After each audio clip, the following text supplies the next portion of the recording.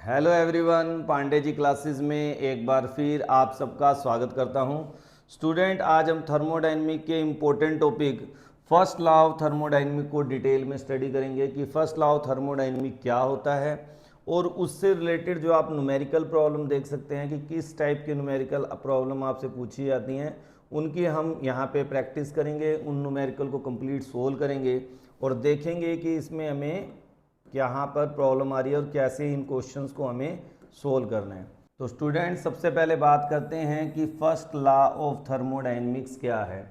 तो first law of thermodynamic की बात करें तो फर्स्ट लॉ ऑफ थर्मोडायनेमिक क्या है कि energy can neither be created nor be destroyed, it can only change from one form to the another, जो कि आप क्लास 9-10 से पढ़ते आ रहे हैं, law of conservation of energy.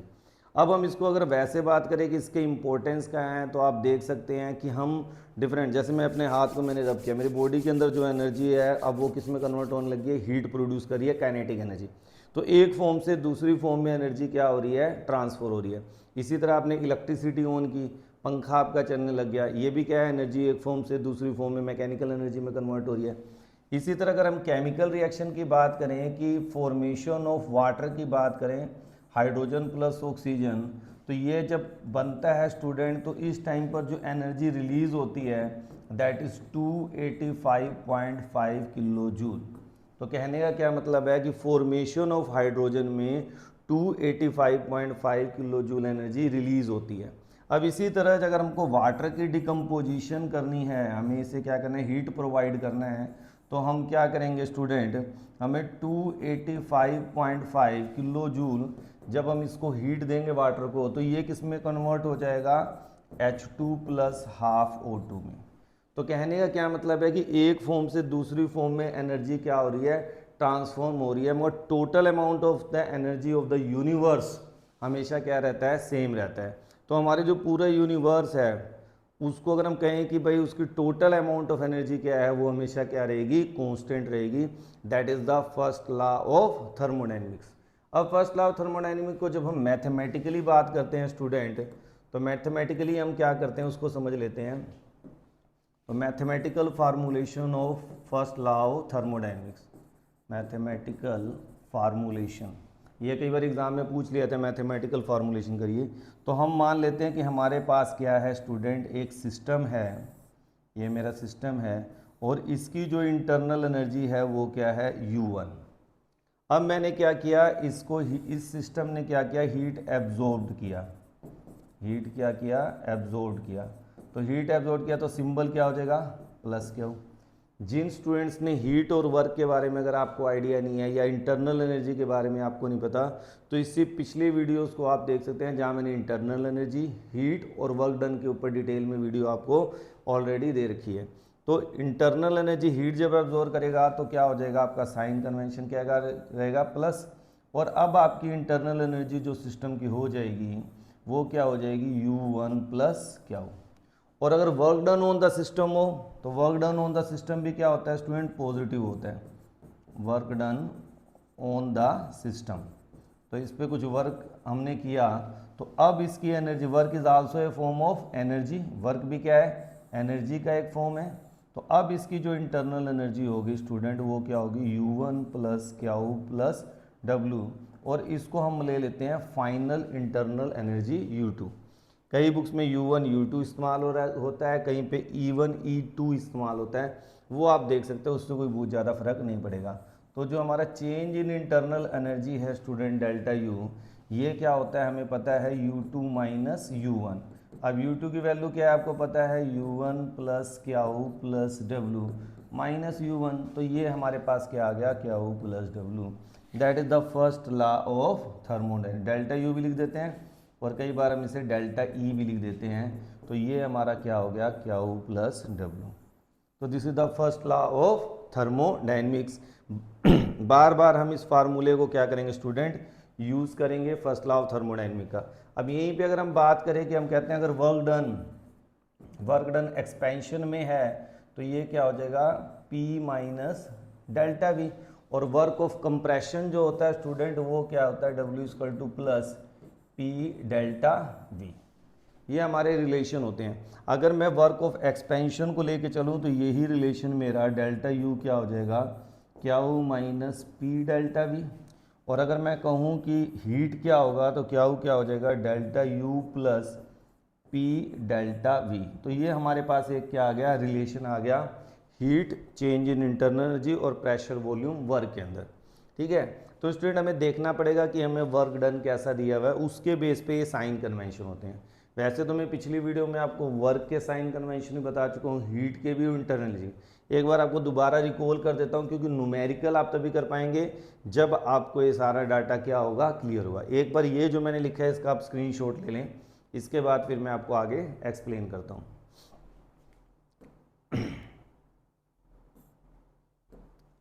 अब आपको छोटी छोटी बातें याद रखनी है, हमने किन फार्मूलेस के ऊपर न्यूमेरिकल करना है। सबसे पहले भी मैंने आपको बताया कि चेंज इन इंटरनल एनर्जी क्या होता है, क्यू प्लस डब्ल्यू। एक तो हम इस फार्मूले के ऊपर न्यूमेरिकल करने वाले हैं। अब साइन कन्वेंशन आप लोगों को पता होना चाहिए। साइन कन्वेंशन क्या है, अगर आपको आता है work done by the system, एक एक वर्ड को समझ के चलना है स्टूडेंट, जल्दीबाजी नहीं करनी। जल्दीबाजी करोगे तो कॉन्सेप्ट क्लियर नहीं होगा। तो work done by the system आ जाए तो हमेशा डब्ल्यू आपका क्या होगा, नेगेटिव। और अगर हम इरिवर्सिबल वर्क डन की बात कर रहे हैं तो हमारा जो फार्मूला होता है वो क्या होता है, W equal to minus P external into delta V. तो ये आपको याद रखना है एक्सपेंशन के केस में। अगर वर्क ऑफ कंप्रेशन आ जाए या work done on the system आ जाए,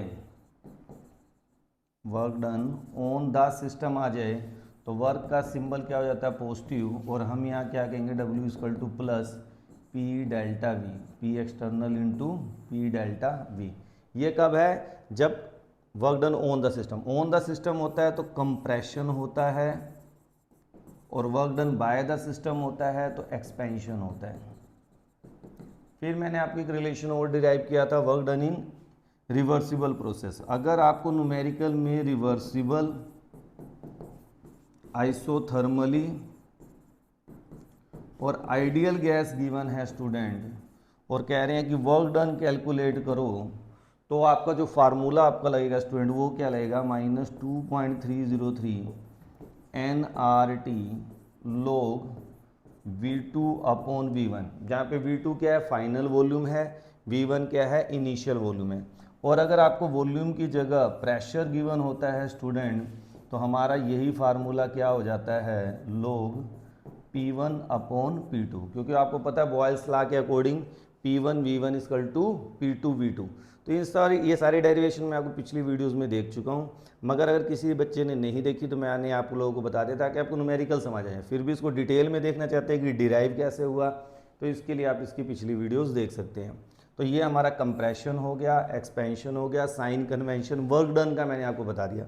यहाँ पे ये मैंने एक्सपेंशन के लिए लिखा है, एक्सपेंशन के लिए है ये फार्मूला, नेगेटिव में आ गया ना एक्सपेंशन। अब आप कहेंगे सर अगर कंप्रेशन आ गया तो आपको साइन चेंज करने की जरूरत नहीं है, कंप्रेशन करेंगे तो वॉल्यूम क्या हो जाएगा, आपका इनिशियल वॉल्यूम क्या होगा, V1 ज़्यादा होगा और V2 क्या हो जाएगा, कम हो जाएगा। तो ये जो आपका फार्मूला होगा ऑटोमेटिकली नेगेटिव की जगह आपका वर्क डन क्या आ जाएगा, पॉजिटिव आ जाएगा। तो आपके यहाँ पे माइनस लगा के रखते हो उससे कोई फर्क नहीं पड़ेगा, साइन कन्वेंशन अपने आप चेंज हो जाएगा। हम यही फार्मूला माइनस में ही लगा के रखते हैं कंप्रेशन के लिए भी, मगर यहाँ पे आपको ये चीज़ को क्या करना है, ध्यान देना है। तो यहाँ तक सारा समझ आएगा। ये था वर्क डन के बारे में। अब मैं आपको बता रहा हूँ, इसका भी स्क्रीनशॉट ले लीजिए बेटा। अब हम बात करते हैं, अभी मैंने हीट की बात की तो हीट की बात करें, अगर heat absorbed by the system आ रहा है आपको, एब्जॉर्ब्ड बाय द सिस्टम। अब इस चीज़ को थोड़ा सा समझिए कि एब्जॉर्ब्ड बाय द सिस्टम का मतलब क्या है, कह रहा है हीट गेन कर रहे हैं, यानी एंडोथर्मिक है। एंडोथर्मिक में साइन कन्वेंशन हमेशा क्या रहेगा, पॉजिटिव। और heat given out by the system, अगर गिवन आउट आ जाए तो इसका मतलब वो दे रहा है तो साइन क्या हो जाएगा, नेगेटिव। बिल्कुल सिंपल सा लॉजिक आपको ध्यान रखना है। अच्छा, इंटरनल एनर्जी का भी कॉन्सेप्ट ही है। अगर एक्सोथर्मिक प्रोसेस है तो साइन कन्वेंशन नेगेटिव होगा, एंडोथर्मिक है तो साइन कन्वेंशन आपका पॉजिटिव होगा। तो ये मैंने अब आपको साइन कन्वेंशन बता दिया। अब हम बात करते हैं न्यूमेरिकल्स की। तो ये एनसीईआरटी का प्रॉब्लम नहीं है, सॉरी, मगर ये इस टाइप से क्वेश्चन आपको एग्जाम में क्या है पूछे आते हैं। अभी एनसीईआरटी की प्रॉब्लम करेंगे, मगर ये प्रॉब्लम एनसीईआरटी की नहीं है। अब बात करते हैं, क्वेश्चन क्या है हमारा, calculate the internal energy change. हमें क्या निकालना है, इंटरनल एनर्जी चेंज को कैलकुलेट करना है इन each of the following case. तो जो हमारा फर्स्ट केस है स्टूडेंट, उसको हम पहले अच्छी तरह पढ़ लेते हैं, फिर आगे करते हैं। क्या कह रहे हैं, a system absorb 50 kilo joule of heat. Absorb कर रहा है यानी क्या हो गया, एंडोथर्मिक, यानी क्या हो, क्या आपका हो जाएगा प्लस कितने 15 किलो जूल। अब क्या कह रहा है, and does 5 kilo joule of work. Work कितना कर रहा है, work done by the system हो गया, कितना वर्क कर रहा है, -5 kg, इतना वर्क डन कर रहे हैं, तो ये माइनस के हो गया। अब हमें पता है कि चेंज इन इंटरनल एनर्जी क्या होता है, क्या वो प्लस डब्ल्यू, तो क्या वो क्या है 15 और ये क्या है 5, तो आपका आंसर आ गया 10 किलो जूल। तो वर्क डन आपका जो चेंज इन इंटरनल एनर्जी आया स्टूडेंट, वो क्या है 10 किलो जूल है। इसका क्या मतलब है कि internal energy 10 kilo joule increase हो गई, क्योंकि पॉजिटिव में आया ना, अगर ये पॉजिटिव में आया तो इतना क्या होगी, इंक्रीज होगी। अब नेक्स्ट केस को देख लेते हैं, केस सेकंड। अभी इस केस में क्या कह रहा है, 5 kilo joule of work is done on the system, work done on the system आ गया यानी positive, plus 5 kilo joule, and 15 kilo joule of heat is given out by the system. अभी मैंने आपको बताया था क्या हो गया एक्सोथर्मिक, तो क्या हो गया -15 किलो जूल। तो वर्क हमारा चेंज इन इंटरनल एनर्जी क्या आ जाएगा student, -15 + 5 equal to -10 kilo joule. यानी जो आपका चेंज इन इंटरनल एनर्जी है, यानी इंटरनल एनर्जी अब क्या हो रही है, डिक्रीज बाय 10 kg, या इंटरनल एनर्जी इंक्रीज हो रही थी बाय 10 kg। तो ये हमारा न्यूमेरिकल स्टूडेंट, इस टाइप से आपको साइन कन्वेंशन अच्छी तरह आने चाहिए, तब आप इन न्यूमेरिकल्स को कर पाएंगे। नेक्स्ट क्वेश्चन देख लेते हैं स्टूडेंट हम, क्या कह रहा है, calculate the work done in each of the following cases. पहला क्या है, 1 mole of an ideal gas आ गया, contain in a bulb of 10 litre, यानी वॉल्यूम कितना दे दिया 10 litre. Capacity of 1 bar is allowed to enter into evacuated bulb. Student इस बात को आपको याद रखना है कि अगर आपको इवैक्यूएटेड वर्ड आ गया या फिर आ गया फ्री एक्सपेंशन, तो उस केस में आप ध्यान रखना कि वर्क डन हमारा क्या होगा, 0। क्यों होगा, इवैक्यूएटेड का मतलब आपका जो एक्सटर्नल प्रेशर है वो क्या हो गया 0, और हमें पता है वर्क डन क्या है, अगर एक्सपेंशन की बात करें हैं P external into delta V, तो अगर आपका एक्सटर्नल प्रेशर ही 0 है तो वर्क डन क्या हो जाएगा 0। तो फर्स्ट केस में आपका जो वर्क डन आ गया स्टूडेंट, वो क्या आ गया 0। वर्क डन हमारा 0 हो गया। उसके बाद इसी में एक और पार्ट है स्टूडेंट की, calculate the internal energy change in each case, यानी फर्स्ट केस में आपको चेंज इन इंटरनल एनर्जी भी निकालना है अगर हीट क्या है, process is carried out adiabatically. अब एडियाबेटिकली दे रखा है स्टूडेंट, तो आपको पता है कि एडियाबेटिकली सिस्टम में हीट क्या होता है 0, तो क्या होगी वैल्यू क्या होगी 0। तो अब चेंज इन इंटरनल एनर्जी क्या हो जाएगा स्टूडेंट, आपको पता है क्या हो प्लस डब्ल्यू, तो चेंज इन इंटरनल एनर्जी भी क्या आपका क्या हो जाएगा 0 हो जाएगा। तो हमारा जो फर्स्ट केस है स्टूडेंट यहाँ पर इस क्वेश्चन का, उसमें work done, change in internal energy और हीट, इन सब की वैल्यू क्या होगी 0 होगी। अब नेक्स्ट इसका स्क्रीनशॉट ले सकते हैं स्टूडेंट आप। अगर हम इसका सेकंड पार्ट करें स्टूडेंट, अब उसको देखते हैं कैसे करते हैं। 1 mole of a gas is allowed to expand, एक तो एक्सपेंशन वर्ड आ गया, from a volume of 1 litre, यानी V1 क्या हो गया आपका 1 लीटर, और V2 क्या हो गया आपका 5 litre, of A volume of 5 litre, against a constant external pressure 1 बार, यानी प्रेशर जो दिया हुआ है वो 1 बार है, और आपको क्या रखे कि 1 लीटर बार क्या होता है 100 जूल होता है। अब एक्सपेंशन है स्टूडेंट, तो वर्क डन आपका क्या होगा -P एक्सटर्नल डेल्टा V। अब P क्या है 1 और डेल्टा V क्या है 5 - 1 = 4, यूनिट्स क्या हो गए लीटर बार, और आपको लीटर बार की वैल्यू क्या दे रखी है 100 जूल, यानी 4 × 100 = 400 जूल आपका क्या आ गया स्टूडेंट, आंसर आ गया। तो कोई पूछे भाई वर्क डन कितना है आपका, तो -400 जूल, क्योंकि यहाँ पे माइनस एक्सपेंशन है। अब हमें पता है एडियाबेटिकली प्रोसेस है तो क्याऊ की वैल्यू क्या होगी 0, और चेंज इन इंटरनल एनर्जी क्या हो जाएगा, Q delta U equal to Q plus W, यानी change in internal energy is also -400 joule. तो आपका चेंज इन इंटरनल एनर्जी क्या आ गया, -400 जूल। हीट तो आपका हमेशा जीरो आएगा क्योंकि यहाँ पे कंडीशन जो आपको दे रखी है एडियाबेटिकली दे रखी है। एडियाबेटिकली प्रोसेस वो होते हैं जिसमें हीट चेंज क्या होता है, जिसमें हीट चेंज नहीं होता, यानी क्या की वैल्यू क्या हो जाती है 0। तो ये आपका मैंने कंप्लीट न्यूमेरिकल डिटेल में एक्सप्लेन कर दिया। नेक्स्ट न्यूमेरिकल देखते हैं स्टूडेंट। अब नेक्स्ट न्यूमेरिकल में क्या कह रहा है, carbon monoxide is allowed to expand. पहली बात याद रखना है कि एक्सपेंशन है आइसोथर्मली। नेक्स्ट वर्ड क्या हो गया आपके लिए इंपॉर्टेंट कि आइसोथर्मल प्रोसेस है एंड रिवर्सिबली। अब ये जहाँ पे मैंने आपको थोड़ी देर पहले बताया था कि ये रिवर्सिबली आइसोथर्मली एक्सपेंशन वर्ड आ जाएं तो हमारा जो फार्मूला लगता है W equal to -2.303 nRT log V2 upon V1 लगता है। ठीक है स्टूडेंट्स, अब आपको क्या दिया हुआ है, from 10 metre cube to 20 metre cube, यानी कि V1 जो है वो आपका 10 मीटर क्यूब है और V2 जो है वो 20 मीटर क्यूब है एट 300 केल्विन, और टेम्परेचर जो आपको दे रखा है वो दे रखा है 300 kelvin, and work obtained is 4.754 kilo joule. अच्छा जी, वर्क डन कितना दे रखा है 4.754 किलो जूल पर मोल। अब यहाँ पे एक छोटा सा पॉइंट है स्टूडेंट जो आपको ध्यान देने वाला है कि अगर एक्सपेंशन है तो हम यहाँ पे खुद साइन कन्वेंशन लगाएंगे कि W क्या हो जाएगा -4.754 किलो जूल पर मोल। Calculate the number of moles of carbon monoxide, N की वैल्यू मुझे क्या है कैलकुलेट करनी है। पहले हमने क्वेश्चन को समझा कि क्वेश्चन में हमें क्या क्या डाटा गिवन है, और यही तरीका है पेपर में भी करने का। पहले आप गिवन लिखिए, फार्मूला लिखिए, अब उसमें डाटा पुट कर दीजिए।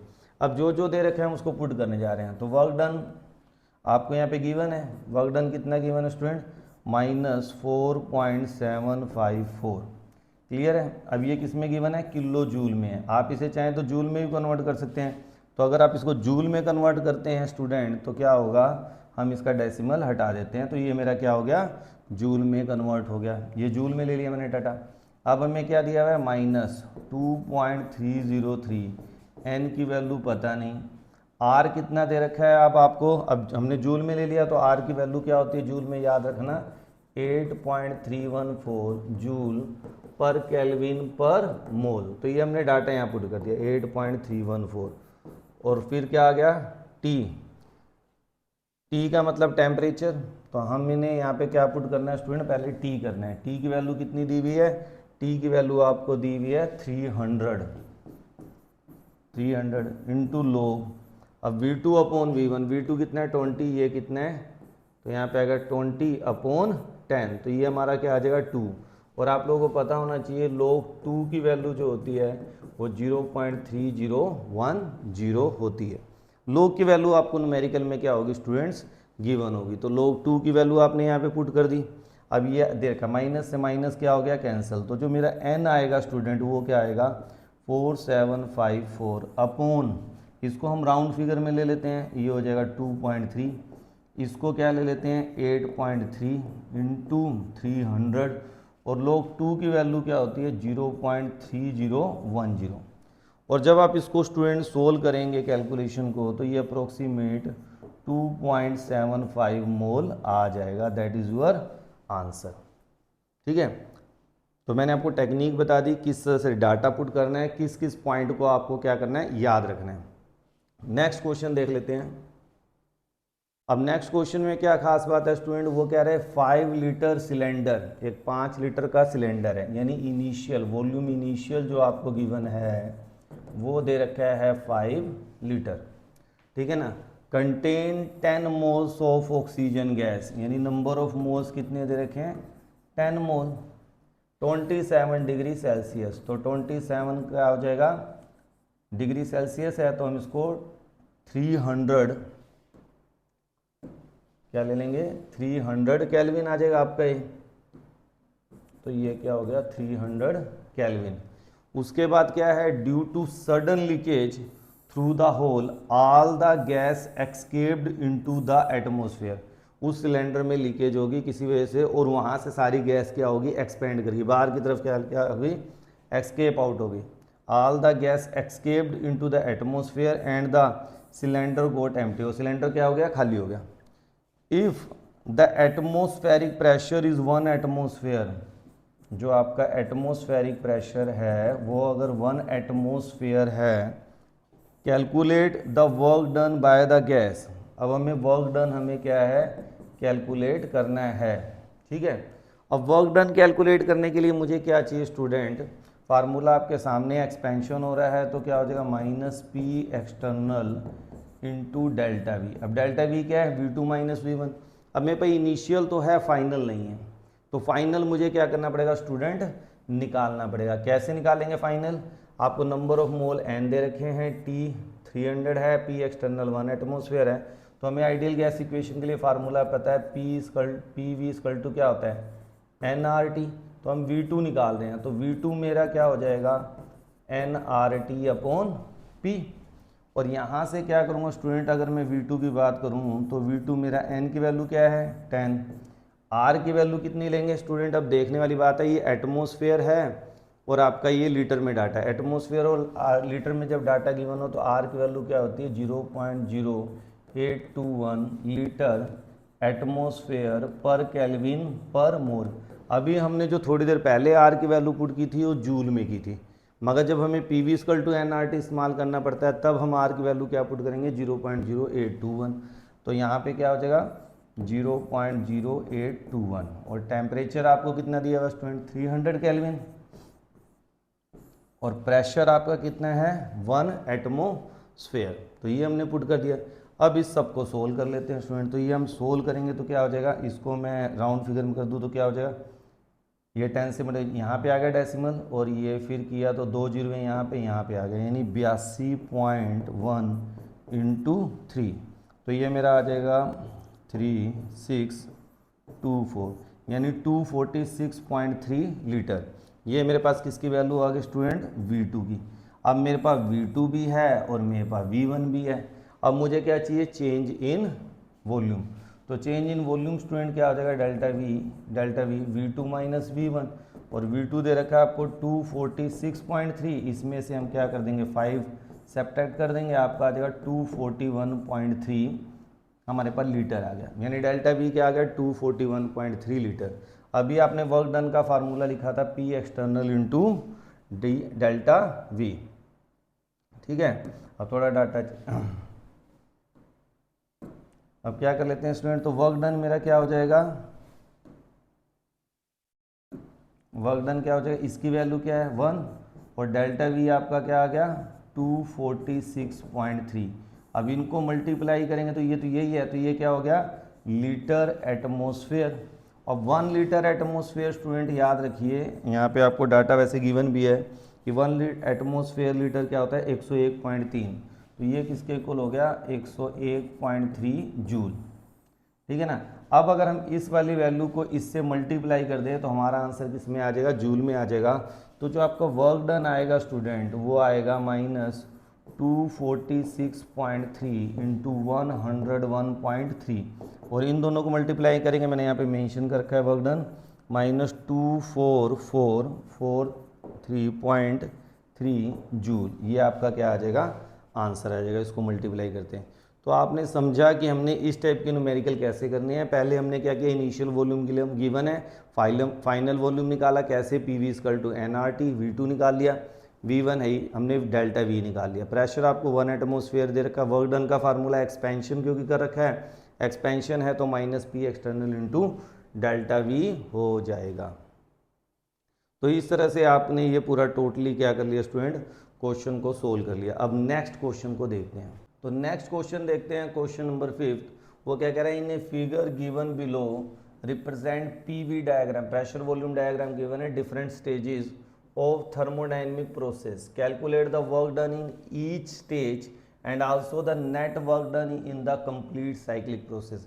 एक तो कह रहा है कि हर एक केस में वर्क डन कैलकुलेट करिए, इसमें भी, इसमें भी, इसमें भी, इसमें भी, यानी ए से बी पे गए, बी से सी पे गए, सी से डी पे गए और डी से ए पे गए, तो क्या वर्क हो रहा है ये हमें क्या करना है स्टूडेंट, कैलकुलेट करना है। कैसे करेंगे तो देख लेते हैं। पहले हम ले लेते हैं सिस्टम ए टू बी। तो अगर हम बात करें ए से बी की, किसकी बात करें, ए से बी की, तो हमारा इनिशियल वॉल्यूम कितना है स्टूडेंट, अगर हम ध्यान से देखें तो हमारा इनिशियल वॉल्यूम है 2 लीटर, ठीक है। और फाइनल वॉल्यूम मेरा कितना है स्टूडेंट, अगर मैं ध्यान से देखूं तो मेरा फाइनल वॉल्यूम है 8 लीटर। तो आपको ग्राफ के बेस पे सारा काम करना है। इसी तरह से अगर हम बात करें प्रेशर कितना है, प्रेशर तो फिक्स है यहाँ पे अब इस लाइन के लिए, तो जो प्रेशर है आपका वो गिवन है आपको 12 इंटू 10 की पावर 5 न्यूटन पर मीटर स्क्वेयर, ये आपको डाटा गिवन है। अब हम क्या करेंगे, इसको सोल्व करते हैं। तो आपके पास V1 V2 भी है, प्रेशर भी है। पहले चेंज इन वॉल्यूम निकाल लेते हैं। तो चेंज इन वॉल्यूम क्या हो जाएगा, 8 माइनस 2, तो आपके पास आ जाएगा 6 लीटर। मगर हमारा जो प्रेशर है वो मीटर के अंदर डाटा गिवन है, तो 1 लीटर जो होता है स्टूडेंट वो क्या होता है 10 की पावर -3 मीटर क्यूब। तो हमने इसको क्या कर लिया, मीटर क्यूब में कन्वर्ट कर लिया। डेल्टा बी क्या आ गया 6 इंटू 10 की पावर -3 मीटर क्यूब। और प्रेशर आपको इतना दे ही रखा है स्टूडेंट यहाँ पर। तो हम क्या करेंगे, वर्क डन निकालेंगे। वर्क डन क्या होगा, अच्छा यहाँ पे हो क्या रहा है स्टूडेंट, वॉल्यूम 2 से 8 पे जा रहा है, यानी एक्सपेंड हो रही है। तो वर्क डन क्या होगा, नेगेटिव पी की वैल्यू कितनी दे रखी है 12 इंटू 10 की power 5 into delta we 6 into 10 की पावर -3। अब ये 10 की पावर में से गया 10 की पावर 2, तो ये कितना हो गया स्टूडेंट, 12 को हम 6 से मल्टीप्लाई 12 6 72 72 और 2 0, तो ये मेरे पास वर्क डन आ गया। डब्ल्यू क्या हो गया 7200 जूल। तो ये आपके पास पहले केस का क्या आ गया, वर्क डन आ गया ये सारा का सारा। तो ये हमने पहले केस में निकाला।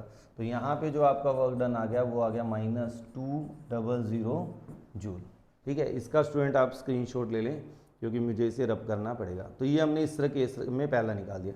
अब केस सेकंड देख लेते हैं स्टूडेंट। सेकंड केस की बात करें तो हम बी से सी पे जा रहे हैं। तो अगर हम बी से सी पे जा रहे हैं तो आप जरा ध्यान से देखें तो क्या हो रहा है स्टूडेंट, बी से सी पे प्रेशर तो चेंज हो रहा है, मगर अगर वॉल्यूम की बात करें वॉल्यूम 8 लीटर ही है, यानी डेल्टा वी जो हो गया वो क्या हो गया 0। और वर्क डन आपको पता है, अब टॉप टू बॉटम बारे एक्सटर्नल एक्सटर्नल की तो बात करेंगे नहीं, P external into delta V, तो वर्क डन 0 है, तो डेल्टा वी अगर 0 है तो वर्क डन क्या हो जाएगा 0। तो इस केस में आपका जो वर्क डन होगा स्टूडेंट वो क्या हो जाएगा 0। और इसी तरह इस केस में भी वर्क डन आपका क्या हो जाएगा 0, क्योंकि वॉल्यूम में चेंज हो ही नहीं रहा। अगर वॉल्यूम में चेंज नहीं है तो डेल्टा वी क्या हो गया 0 और वर्क डन क्या हो गया आपका 0। अब केस थर्ड की बात कर लेते हैं।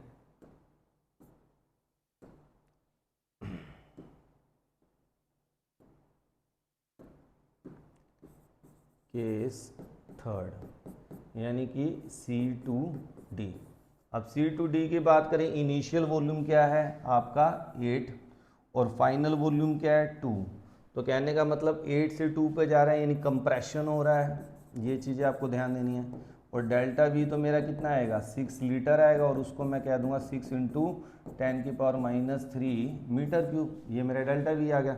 अच्छा प्रेशर की बात करें, प्रेशर कितना है तो इसके रिस्पेक्ट में प्रेशर देख लेते हैं। तो प्रेशर आपका 4 इंटू 10 की पावर 5 न्यूटन पर मीटर स्क्वायर है। तो वर्क डन मेरा क्या आ गया स्टूडेंट, यहाँ पे कंप्रेशन हो रहा है इसलिए क्या आएगा प्लस साइन आएगा P डेल्टा वी। तो P कितना है 4 इंटू 10 की पावर 5 और ये आ गया 6 इंटू 10 की पावर -3, तो ये आ गया 2400 जूल। तो ये मेरे पास क्या आ गया वर्क डन, इस केस में क्या आ गया 2400 जूल। और यहाँ वर्क डन मेरा क्या आया था स्टूडेंट, ये इस केस में वर्क डन आया और यहाँ क्या आया था माइनस